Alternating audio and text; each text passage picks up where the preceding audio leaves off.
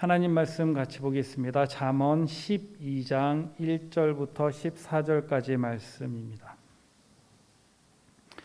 잠언 12장 1절에서 14절까지의 말씀.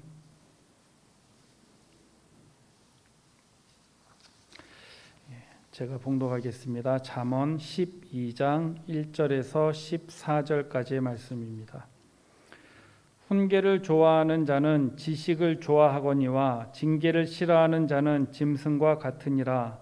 선인은 여호와께 은총을 받으려니와 악을 꾀하는 자는 정죄하심을 받으리라. 사람이 악으로도 굳게 서지 못하거니와 의인의 뿌리는 움직이지 아니하느니라. 어진 여인은 그 지아비의 면류관이나 욕을 끼치는 여인은 그 지아비의 뼈가 썩음 같게 하느니라.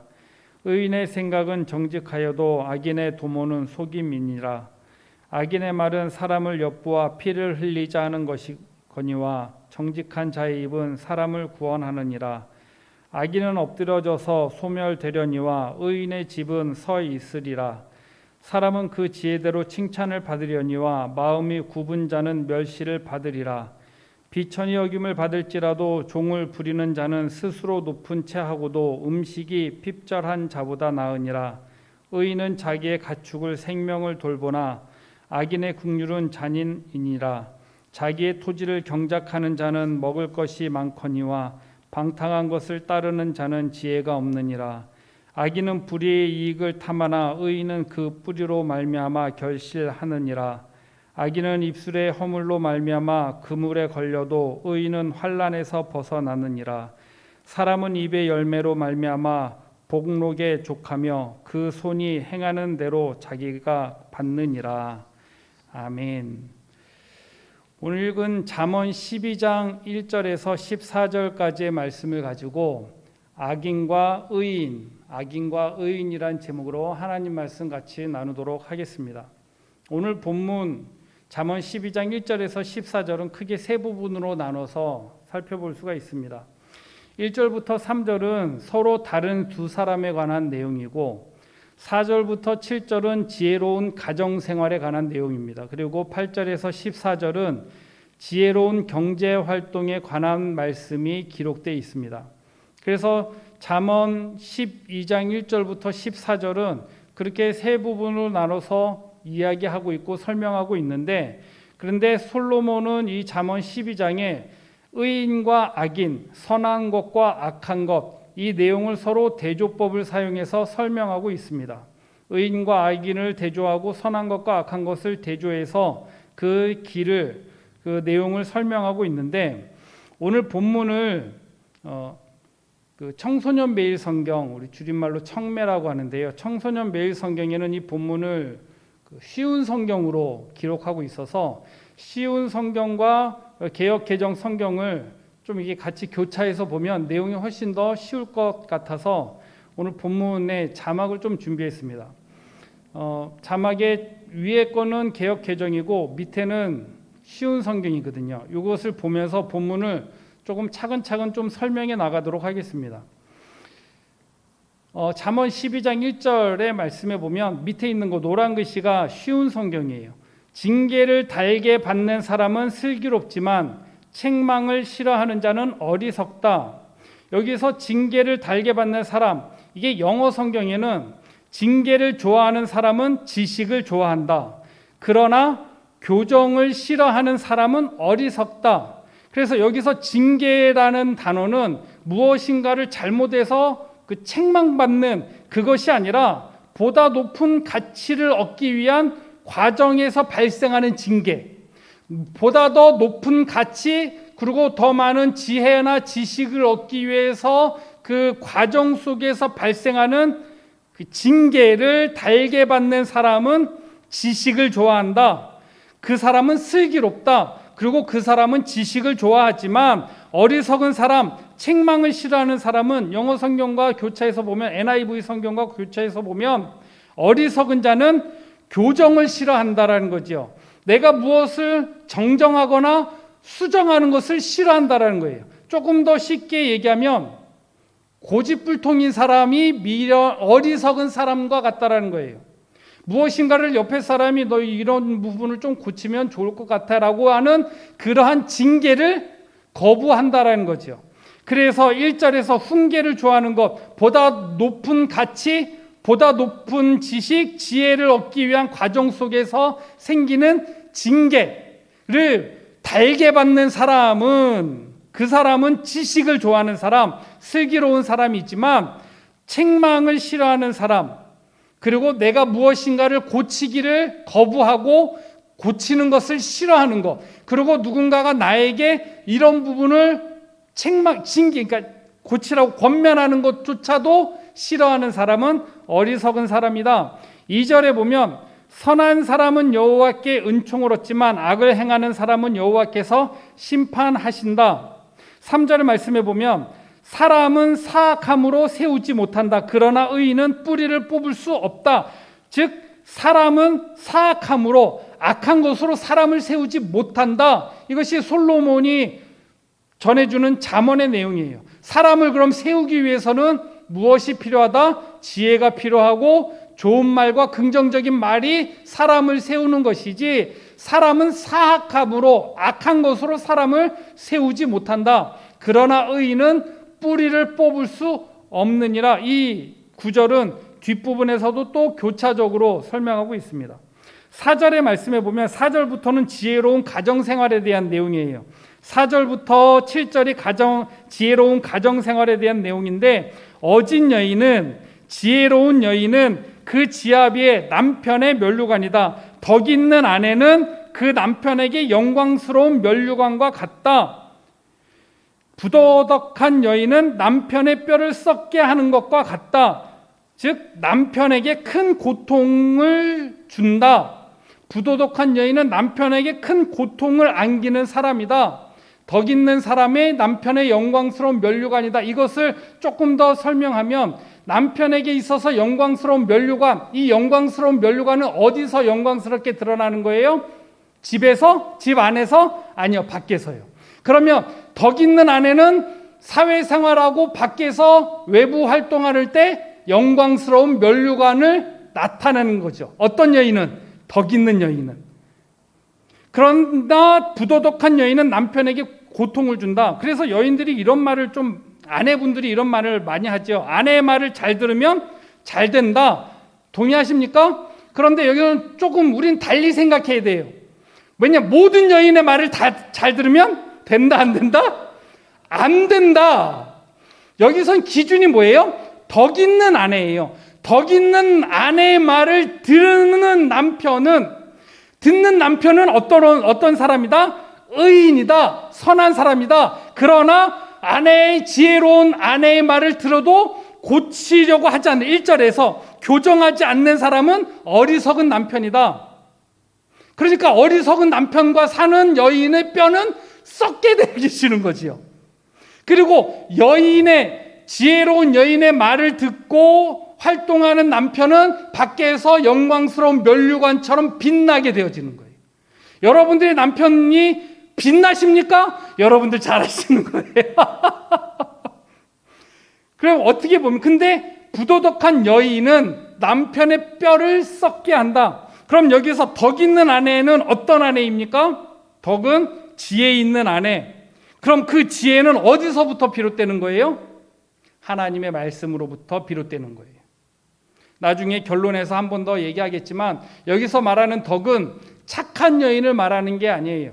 지혜로운 아내. 어떤 여인이 지혜로운 아내이냐? 솔로몬이 말하는 덕 있는 아내, 하나님의 말씀을 기초로 한 그런 지혜로운 아내의 말을 듣는 남편 또한 복이 되고, 그 말을 할 수 있는 아내 또한 복이 된다라는 거예요. 그리고 5절에 보면 의인의 생각은 의롭지만 악인은 남을 해칠 생각만 한다. 악인은 남을 해칠 생각만 하는 거예요. 6절 말씀에 보면 악인은 숨어서 사람을 죽이려고 하지만 의인은 사람을 살리려고 한다. 3절에 사람은 사악함으로 세우지 못한다. 의인은 사람을 살리려고 한다. 가장 중요한 핵심, 의인은 어떤 사람이냐? 사람을 살리는 사람이에요. 사람을 세울 수 있는 사람, 사람을 살릴 수 있는 사람. 어떤 말로? 지혜의 말로. 다시 중복되지만 그 지혜는 무엇으로부터 기반된다는 거예요? 하나님의 말씀을 기반으로 되어진다는 거예요. 그럼 의인과 악인의 가장 큰 기준, 사람을 나를 통해서 사람이 살아나느냐? 이상하게 쌩쌩했던 사람이 내 옆에만 오면 시들시들 해주는 거, 그거 한번 생각해 봐야 돼요. 그리고 7절 말씀으로 넘어가면 악인은 엎드러져서 소멸되거니와 악인은 넘어지면 다시 일어서지 못하지만 의인의 집은 흔들림이 없다. 이것이 3절에 의인은 뿌리를 뽑을 수 없다. 7절에 의인의 집은 흔들림이 없다. 연결되는 거예요. 8절부터는 지혜로운 경제 활동에 대한 내용이 기록되어 있습니다. 8절부터 14절까지요. 8절 말씀에 보면 사람은 그 지혜대로 칭찬을 받겠지만 마음이 삐뚤어진 사람은 멸시를 받는다. 9절을 좀 잘 이해하셔야 돼요. 9절을 먼저 개역개정 위에 흰 글씨를 보면 비천히 여김을 받을지라도 종을 부리는 자는 스스로 높은 채하고도 음식이 핍절한 자보다 나으니라. 이렇게 가난한. 그럼 9절 이게 쉬운 성경에 보면 부자이면서 아무것도 없는 듯 행동하는 것이 가난뱅이가 무엇인가 가진 듯 행동하는 것보다 낫다. 이해가 되세요? 가난뱅이가 무엇인가를 가지고 의시되는 것보다는 부자이면서 아무것도 없는 채 하는 것이 더 낫다라는 것이죠. 10절 말씀으로 넘어가면 의인은 자기 짐승의 생명까지도 중하게 여기지만 강아지 키우시는 분 악인은 고작 생각한다는 것이 사람을 잔인하게 괴롭힐 뿐이다. 짐승도 괴롭히고 사람도 괴롭히는 악인이래요. 그러니까 짐승을 싫어하는 것과는 차원이 다른 거예요. 짐승을 생명까지 소중하게 여기는 것. 그런데 뒷부분에 한 번 더 이 부분 좀 기억해 두십시오. 이 잠언 말씀이 왜 중요하고 획기적이고 혁명적이고 진보적인 말씀인지, 짐승의 생명까지도. 11절 자기 토지를 경작하는 사람은 먹을 양식이 넉넉하겠지만 허영을 쫓는 자는 정신이 없느니라. 여기서 허영을 쫓는 자는 정신이 없다. 이것을 영어 성경 NIV 성경에 보면 환상을 쫓는 사람은 판단력이 없다. 다시 한번 정리할게요. 허영을 쫓는 자, 환상을 쫓는 정신이 없다. 환상을 쫓는 자는 판단력이 없다.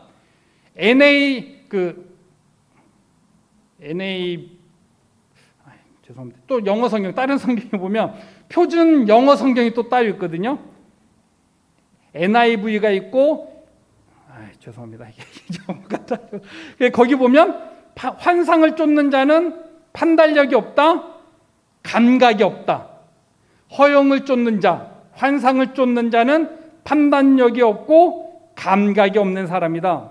13절 악인은 자기의 더러운 말 때문에 올무에 걸리지만 의인은 재앙을 피한다.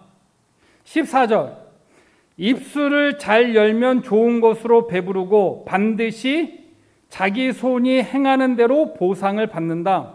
여기 개역개정에서 보면 복록이란 단어는 복되고 영화로운 삶을 이루는 말이에요. 그러니까 사람의 입의 열매로 말미암아 복되고 영화로운 삶에 족하다. 입술의 열매를 맺는 사람. 쉬운 성경 보면 입술을 잘 열면 좋은 것으로 배부르고 반드시 자기 손이 행하는 대로 보상을 받게 된다라고 잠언 12장이 기록되어 있습니다. 쉬운 성경으로 보니까 이 12장이 조금 편해지시죠? 좀 이해가 되시는 부분이 있죠. 그런데 이 본문을 묵상하면서 몇 가지 고민되는 것이 있었습니다. 이 잠언 12장은 아까도 얘기했던 것처럼 의인과 악인, 선한 것과 악한 것의 대조법을 통해서 이것을 설명하고 있어요. 그러면 무엇이 선한 것이냐, 그 기준이 무엇이냐라는 거예요. 여러분들 영화 증인이라는 영화 보신 분들 계시죠? 한국 영화 중에 증인이라는 영화가 있습니다. 이 살인 사건의 증인인 자폐성 장애 여학생이 등장하고, 그리고 그 살인자를 변호하는 순호라는 변호사가 등장해요. 근데 자폐성 장애아인 이 지우 여학생이 이 순호라는 변호사가 친해지기 위해서 자꾸 접근을 해요. 굉장히 노력을 합니다. 친해지려고. 그리고 증인석에 세우려고 굉장히 노력하는데 그 지우라는 학생이 이 변호사에게 물어요. 당신은 착한 사람입니까? 이렇게 물어요. 근데 이 변호사가 대답을 못하는 거예요. 당신은 착한 사람입니까? 그럼 여러분들은 착한 사람이십니까? 당신은 좋은 사람입니까? 라고 그 학생이 변호사에게 물어요. 당신은 좋은 사람입니까? 사람들이 자기에게 웃음으로 자기에게 와서 자기에게 해를 주는 사람이 있고, 무서운 표정으로 자기에게 와서 도움을 주는 사람이 있대요. 무서운 얼굴로 다가와서 자기에게 도움을 주는 사람은 엄마. 그런데 주위 친구는 나한테 잘해주고 웃으면서 와서 자기에게 해를 준대요. 그래서 이 변호사가 그 학생에게 친해지려고 막 노력하니까 이 학생이 변호사에게 물어요. 당신은 좋은 사람입니까? 물어요. 그럼 여러분들은 좋은 사람입니까? 나쁜 사람입니까? 이 잠언이 우리가 이 잠언 12장을 읽을 때 보면 굉장히 상식적인 내용들로 구성되어 있죠. 그리고 우리가 흔히 알고 있는 내용들이 본문에 기록되어 있습니다. 우리가 알고 있는 상식과 우리가 알고 있는 도덕 체계에서 벗어나는 내용이 별로 없어요. 그렇죠? 그리고 우리는 이 잠언의 말씀을 모르고 있었지만 그러나 말하고 있었던 것들이 많았잖아요. 뭐예요? 아내 말 잘 들으면 딱 하나 더 생긴다. 잠언 말씀을 몰라도 태초부터 알고 있었던 말씀. 그런데 이 본문 말씀이 이것이 지금이 아니라 옛날 고대 시대로 넘어갔을 때 이 본문 말씀 솔로몬의 잠언은 매우 획기적이었던 말씀, 획기적인 말씀이에요. 왜냐하면 여러분 우리가 구약 시대에 알고 있는 것처럼 구약 시대 여자의 신분의 위치와 그리고 가정의 위치는 어느 정도였습니까? 여자는 힘이 없었어요. 남편이 내치면 그냥 아무 말 없이 쫓겨나는 거예요. 조금 가까운 시대로 넘어가 봅시다. 우리가 조선 시대만 해도 여인이 바깥 활동하는 것이 가능했습니까? 안 그랬어요. 남편이 무슨 일을 할 때 뭐라고 합니까? 아내가 무슨 말 하면 우리 할아버지들 어떤 얘기 있어요? 감히 남자가 하는 일에 여자가 나선다고. 들어보셨어요? 못 들어보셨지만 드라마나 매체를 통해서 알고 있는 내용이잖아요. 여러분 양반과 저기가 있었어요. 계급 사회였어요. 근데 양반에게 감히 말을 건너는 것이 불법에 됐던 데가 있었어요. 왕을 사람들이 투표해서 뽑는다? 조선시대에는 상상도 할 수 없었던 일이에요. 그런데 지금은 달라요. 그래서 신명기 24장에 보면 모세 이혼 증서 얘기가 나오잖아요. 모세가 뭐라고 합니까? 여인의 이혼할 때 이혼 증서를 써라. 왜 쓰라라는 거예요? 당시에는 남자가 여자를 버리는 것, 부인을 버리는 게 이것이 그냥 괜찮았던 거예요. 아무런 제재 없이. 그래서 남자는 여러 명의 아내를 거느려도 합법이었어요. 괜찮았던 시대예요. 그리고 아내를 버리는 것도 괜찮아요. 그런데 아내를 버릴 때 이 여인이 부도덕한 이유로 버림받게 되면 그 여인은 쫓겨남과 동시에 돌 맞아 죽어요. 그래서 모세가 이혼 증서를 쓰라고 한 이유가 뭐예요? 이 여인은 부도덕한 이유로 쫓겨난 게 아니다라는 것을 증명하는 거예요. 그래서 그 여인의 인권과 생명권과 그 모든 것을 허용한 거예요. 얼마나 획기적인 건지 알아요? 이거 감이 오셔야 돼요. 그 감이 와야지 이 잠언 12장의 말씀이 얼마나 획기적이고 개혁적인지 그것이 감이 와요. 당시에는 여자와 아이를 애들은 가라 이게 우리나라에만 있었던 게 아니에요. 여인이 마음에 안 들면 그냥 내쫓았던 거예요. 그리고 누구 하나도 욕하지 않았어요. 그리고 내쫓으면 그 여인은 먹고 살 일이 막막해요. 인권도 없고 아무것도 없었던 시대에 모세가 하나님이 모세를 통해서 이혼 정서를 쓰고 여인을 내보내라. 그래서 다른 사람과 만나서 결혼해서 생활할 수 있게 길을 열어준 거예요. 감히 남자가 하는 일에 여인이 에펜네가 이런 때가 있었잖아요. 그런데 그 전에 그때 하나님이 선지자를 보내서 아내의 말을 잘 들어라 얘기한 거예요. 감히 에펜네의 말을 들으라 이렇게 얘기한 거죠. 놀랍지 않습니까? 양반과 천민이 한 자리에서 만나서 식사하고 양반과 천민이 얘기한다라는 거. 놀라운 거예요. 당시로는 이것이 있을 수 없는 거예요. 진짜 천지가 개벽한다라는 거죠. 이 잠언의 말씀이 그와 같다라는 거예요. 그래서 솔로몬의 이 잠언은 우리가 지금 놀라운 시대에 살고 있는 거예요. 제가 초등학교 때 진짜 기억나는 것 중에 하나가 뭐냐면요, 제가 서울대학교를 놀러 갔어요. 초등학교 때 서울대학교 뒤편에 가면 해골바위라는 데가 있거든요. 해골바위에 왜 해골바위냐면 바위가 해골 모양처럼 생겨서 해골바위였어요. 그리고 그 밑에 개울이 좀 깊기 때문에 어렸을 때 어린이들이 많이 물놀이 가는 곳이 관악산 해골바위였거든요. 갔어요. 그런데 그날 뭘 했냐면은 서울대학교에서 데모를 했어요. 그리고 제가 체리탄 가스를 많이 마셨던 기억이 나요. 그러면서 어린 마음에 그런 생각을 했습니다. 왜 맨날 데모만 하냐고. 초등학교 6학년, 초등학교 저학년 때 그런 마음을 맨날 데모만 하는 것 같아요. 제가 93학번인데 92학번까지 데모를 엄청 했어요. 그리고 저는 데모를 안 했어요. 저희 때는 좋은 시대였던 것 같아요. 이유는 근데 그땐 이유를 알 수 없었는데 시간이 지나와 보니까 그러한 투쟁과 헌신이 있었기 때문에 이 사회가 그래도 이만큼 좋아졌을 수 있었겠구나라는 생각이 드는 거죠. 이 본문의 잠언의 말씀이 그와 같아요.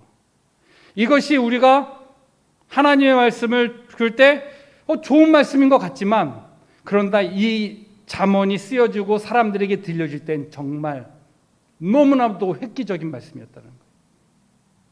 지난 석가탄신일날 제가 TV에서 하는 법률 스님의 증문즉답 그걸 봤어요. 왜냐하면 우리가 잠언을 공부하고 있잖아요. 그래서 법률 스님의 지혜를 듣고 싶어서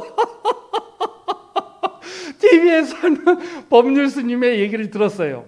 그런데 그 말이 그렇게 딱 맞아떨어지고 너무나도 재밌는 거 있잖아요. 그러면서 이런 생각을 했습니다. 끝까지 보지 않고 중간에 채널을 바꾸면서 이런 생각을 했어요. 그러면 법률 스님의 지혜와 잠언의 지혜는 무엇이 다르냐는 거예요. 말도 비슷해요. 내용도 어떻게 보면 막 좋은 말인 것 같고, 그 기준이 뭐예요? 이 지혜의 말씀에 누구로부터 시작된 거예요? 솔로몬의 이 지혜의 말씀이 누구로부터 나온 거예요? 하나님으로부터 나왔다는 거예요.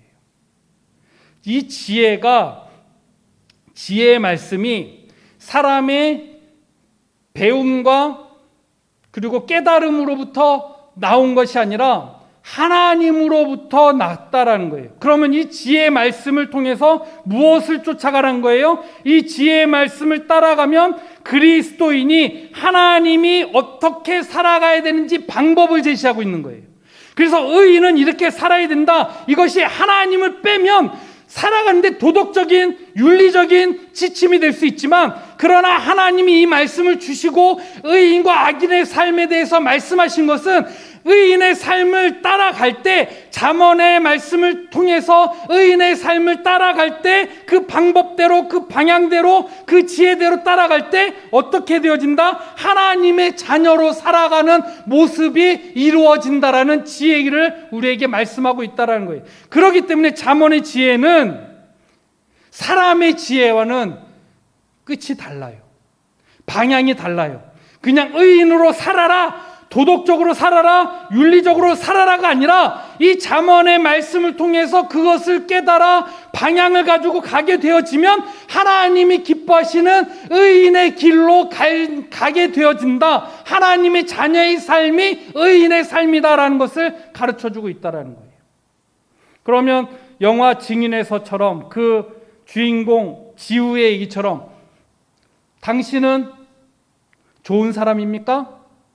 나쁜 사람입니까? 그 좋고 나쁨의 기준이 뭐예요? 하나님을 믿는 사람에게 있어서, 그리고 말씀 앞에 선 모든 사람들과 모든 인류 앞에서 좋은 사람과 좋지 않은 사람의 기준은 무엇이냐면 믿음이에요. 그래서 로마서 4장 3절에 아브라함이 하나님을 믿음에 그것이 그에게 의로 여겨진 바 되었다라고 말씀하고 있는 거예요. 행동을 통해서 믿음의 의로 된 것이 아니라 하나님을 믿음에 그게 의로 여겨지게 된 거예요. 그걸 우리는 신학적인 용어로 뭐라고 하냐면 칭의라고 그래요. 의롭다라고 여겨준다는 거예요. 그럼 내가 의로운 것이 아니라 의롭지 않지만 하나님이 의롭다라고 여겨주는 것, 그것이 의예요. 오늘 얼마 전에 아내하고 얘기하면서 이런 얘기를 좀 했어요. 제가 전도사 때 그때 한참 중고등 학생들이 힙합 바지를 입고 다닌 적이 있었어요. 막 끌리는 바지 있잖아요. 힙합 바지를 입으면서 어른들이 이구동성으로 뭐라고 그랬냐면 청소하고 다닌다고. 그리고 힙합 바지를 안 입는 애들이 교회에서 그나마 모범생으로 여겨질 때가 있었어요. 그리고 그때 좀 개혁적인 전도사님은 머리를 노란색으로 물들여서 교회에 와서 설교하는 전도사님들도 가끔 있었어요. 그리고 욕 직사게 먹었죠. 그런 때가 있었어요. 지금은 뭐라 그래요? 아무 말 안 해요. 도덕적인 기준과 윤리적인 기준은 사회가 변하고 세대가 변하면서 다 바뀌게 되어져요. 그러면 우리는 그 기준을 어디다 잡아야 된다는 거예요? 하나님의 말씀을 기준으로 잡아야 돼요. 당신은 좋은 사람입니까? 나쁜 사람입니까? 머리 노랗게 염색하고 파마하고 설교하면 좋은 전도사입니까? 좋은 목사입니까? 나쁜 목사입니까? 나쁜 전도사입니까? 강도사는 빼졌는데 넘어가겠습니다. 그것이 아니라 기준이 뭐예요? 하나님의 말씀. 그 말씀 중에 어떤 기준이요? 예수 그리스도를 믿는 믿음. 그 믿음의 내용은 예수 그리스도가 나의 죄를 위해 죽으시고 부활하시고 십자가에 달려 죽으시고 다시 이 땅에 심판주로 오실 그 예수 그리스도를 믿는 믿음이 하나님이 나를 의롭다라고 여겨주시는 기준이 된다는 거예요. 그렇기 때문에 이 잠언은, 우리에게 있어서 이 잠언은 매우 중요한 인생의 방향을 제시하고 있는 거예요. 우리가 어떤 방향으로 어떻게 살아가야 되는지 솔로몬을 통해서 우리에게 제시하고 있다는 거예요. 이 말씀은 누구에게서부터 어디서부터 비롯됐는가, 이것 또한 놓치면 안 돼요. 솔로몬의 지혜에서 나왔다. 그 지혜는 어디서부터? 하나님으로부터 나왔다는 거예요. 하나님으로부터 나왔고 솔로몬이 하나님의 지혜를 받으면서 이것이 잠언에 기록함으로 인해서 이것을 읽는 독자들은 의인의 삶을 조명하고 관찰함으로 인해서 하나님의 자녀로 어떻게 살아가야 되는지 방향을 조정해야 된다는 것이죠. 그렇기 때문에 이 잠언은 우리에게 매우 중요한 메시지를 주고 있습니다. 이 잠언의 말씀을 통해서 우리가 계속해서 잠언의 말씀을 묵상하게 되어지는데, 이것이 읽을 때 흔히 알고 있는 말이고 지금은 상식처럼 여겨지는 말씀이라 여겨지고 보여진다 할지라도 우리가 놓치지 말아야 될 것, 이것은 하나님이 하나님 자녀에게 하나님 자녀로 살아가야 될 방향과 방법을 제시해주고 있다는 말씀이에요. 그 말씀을 통해서 우리 삶이 윤택해지고 은혜로 풍성한 삶을 살아갈 수 있기를 축복합니다. 그러기 위해선 무엇이 필요해요? 배움이 필요해요. 하나님의 자녀로 어떻게 살아가야 되는지 그 배움이 우리에게 필요하다는 것입니다. 그래서 설교하는 거예요. 설교는 교리를 가르치는 게 설교고, 어떤 집사님이 저에게 알려주시기는 설명해서 가르쳐주는 게 설교라는 것이죠. 그래서 예배를 통해서 하나님 말씀을 배우고, 말씀 묵상을 통해서 하나님 말씀 배우고, 그래서 하나님이 기뻐하시는 삶의 방향으로 살아감으로 인해서 풍성한 은혜를 누릴 수 있는 저와 여러분 되기를 소망합니다. 기도하겠습니다. 우리 이 시간 함께 기도하겠습니다. 하나님께서 우리의